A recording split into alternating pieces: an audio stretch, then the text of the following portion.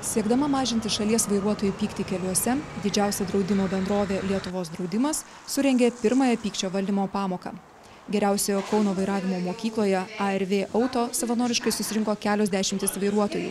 Jie mokėsi, kaip pastebėti kylantį pyktį, jį kontroliuoti ir tinkamai reaguoti į kitus agresyviai nusiteikusius vairuotojus. Šioje pamokoje dalyvavo vairuotojai, kurie turi jau didelę patirtį keliuose. Jie ruošiasi būti profesionaliais vairuotojais ir jie pastebi daug tokių dalykų, kurių kiti vairuotojai nepastebi. Dėl to ir pykčio situacijų jie pamato daugiau.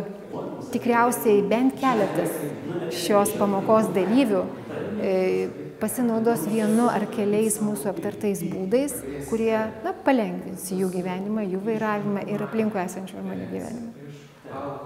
Absoliuti dauguma pamokos dalyvių prisipažino, kad jiems dažnokai tenka susidurti su pykčiu keliuose. Kokia automagistralė, kaip visi kiti ten mėgsta labai greitai važiuoti ir mirksi iš galo šviesom, tu tik greičiau pasitrauk, nes aš lėkiu, ten važiuoja, be švyturėlių, aišku, važiuoja, bet jie kažkur skuba, aišku, gal verslininkai kokie ar kažkas panašiai.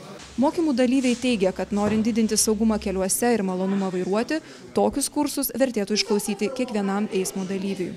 Labai gerai, tokios pamokos, ypač pradedantiems vairuotojams, turėtų gal net daugiau tokių būti, nes jie tada realiai suprastų, kaip tas pyktis veikia, kaip jį valdyti, nes kiti iš vis nesupranta, įsėda, įsilaiko kategoriją ir spaudžia dugną.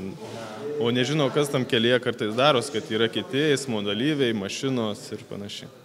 Šios pamokos tai bandomasis švietėjiškas projektas. Vasario mėnesį Lietuvos draudimas surengs analogiškas pamokas geriausiose Vilniaus ir Klaipėdos mokyklose.